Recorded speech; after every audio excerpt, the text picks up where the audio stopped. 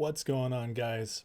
Hope everybody had a good weekend. It was a very interesting weekend, so we'll talk about that in a second. But first, I want to say sorry I didn't get to a live show tonight. Just had some family drama, so decided to deliver this little video instead, something I've been thinking about. And I keep getting this question and this frustration. Why has Trump not gone after fixing the markets yet? Specifically, putting an end to naked shorting, counterfeit shares in the markets, stock manipulation, some of the worst financial crimes in the U.S. In history. Retail is continually getting robbed. It's atrocious. It's egregious. We truly hoped Paul Atkins would change it as getting a new SEC chair. Trump obviously knows about it as his company is one of the companies that has had it the worst. Devin Nunes, his CEO of the company, has called it out. So we know it's on his radar, and yet we haven't seen action yet. So let's talk about why it might not have happened. So this weekend, or it might not have happened yet, I should say. This weekend, the big, beautiful bill is advancing in the Senate. This is great news overall. I don't care what Elon says, the debt, all that. It matters. But it doesn't matter as much as they say, at least not if this bill does what's intended to do. This bill basically has Trump's entire domestic agenda that needs to be legislated in it. Almost, I'd say 90% or more. It completely funds the border. It kills the green energy, deregulates. It puts enshrined all his tax cuts from 2017 that were going to expire. It enshrines his campaign promises and no taxes on tips, overtime, etc., etc. This was the most important thing in his entire domestic plan. It just had to get done. So you realize he needed Congress for this. There are so many things Trump cannot do on his own. As the executive, he has almost full authority over our foreign policy. He is in charge of justice, running the Justice Department. He's technically the head of the FBI, so on and so forth, even though they're kind of independent, but not really. The executive's in charge of that. He has a lot of power, but there are certain things he cannot do, and a lot of it has to do with money. He's got to have Congress for that. And so this puts into effect making sure the border's secure the rest of his term and going forward. It makes it so none of these tax cuts expire, so he can keep building the economy he wants. And meanwhile, he keeps winning in the Supreme Court. He won on the tariff battle. He just had a massive victory on his executive orders, and now they cannot keep passing injunctions on him to slow down everything he's trying to do. I mean, he's winning huge, but it takes time. And so I truly believe that what's really going on here is Trump knows that cleaning up the markets is going to greatly harm the economy. It will, because our financial systems are a complete mess. They're a complete and utter mess. And Trump knows that if he does this and everything's not in place, it'll tank his presidency. Because if you tank the economy, you lose all the people. That is the number one. It's like, it's the economy, stupid. Like James Carville told Bill Clinton in the 90s. It is the economy. People's wallets, if they're struggling, you become a lame duck. I mean, look what just happened to Biden in the last 4 years. So he cannot lose this agenda. He can't tank the economy yet. He had to get this through. And on top of that, we had to get the tariffs in order. Trump is building from the ground up what he can for Main Street. He's trying to rebuild our country. He's trying to give us a solid foundation again, so that when we inevitably go through the really tough times in the economy we're going to have to go through, because our economy is a joke. Not that it's unfixable, not that there's not a lot of wealth still, but our entire financial sector and credit sectors are built on a house of cards. It is fake. And it has to crash in order to be reset. There's just no getting around it. There is no fixing this. It only gets fixed by falling apart and being rebuilt. And the question is how bad does it actually have to be? What I believe Trump's doing is he's getting everything in line. He's putting all the pieces in motion. He's taking care of all the stuff on foreign policy. He's bringing peace to the Middle East. He's bringing massive investments in. He's taking care of the tariffs. He's trying to get the Ukraine war tamped down, because the other thing that can get you taken away from all this is war. So he's got to clean all that up.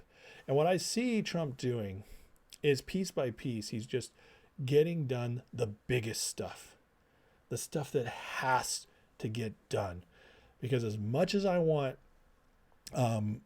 stocks to be cleaned up, as much as I want our financial markets to be cleaned up so we can all grow wealth the way we deserve to grow wealth, as much as I want that to happen, as much as we deserve to see companies we invest in take off to where they're supposed to, instead of getting naked shorted down to nothing, completely manipulated.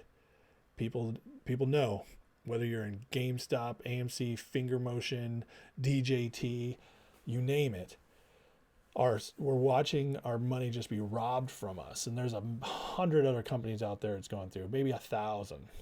It is happening all over. We want that cleaned up. But you know what I want even more than that? I want my kids to have a world that's not destroyed by nuclear weapons. I want them to have a world they can work in, a country they can work in, and it's still America. And so Trump is putting all that in place. And once it's all in place, he can take the risk of the market crashing. He can take the risk of a deep recession. He can take that risk because everything's in place. A, it's in place to be rebuilt, but B, it's in place to jump back quickly.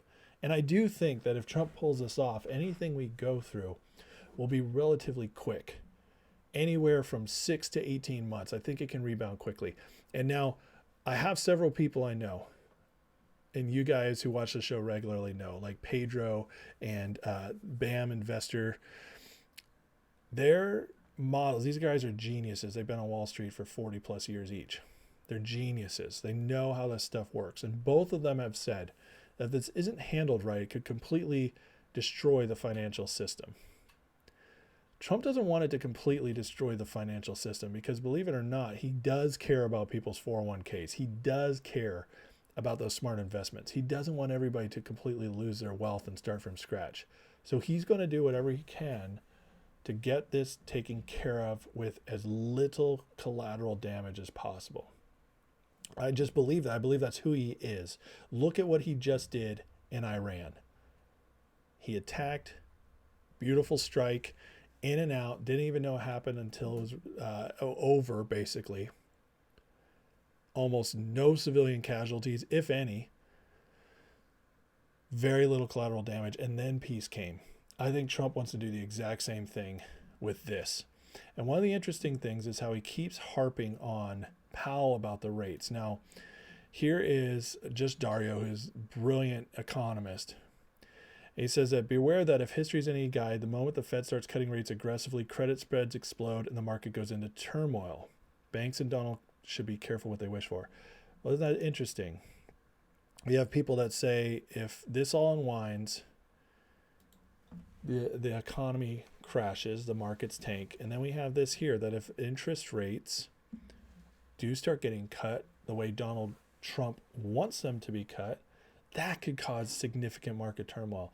And my question is this: isn't that what he wants? And I think it is. And I've been saying this for a couple of years now. Trump does not want the markets to crash so that people get hurt. But he does know that the only way to fully rebuild and make our country a true financial system, the world, the envy of the world, the greatest financial system in history, if we're going to get back to that, the only way is to cleanse it. And I don't know if you've ever been through a cleanse, a parasite cleanse, a whatever cleanse. It sucks. You're basically starving yourself. You're eating a bunch of crap and it's flushing out.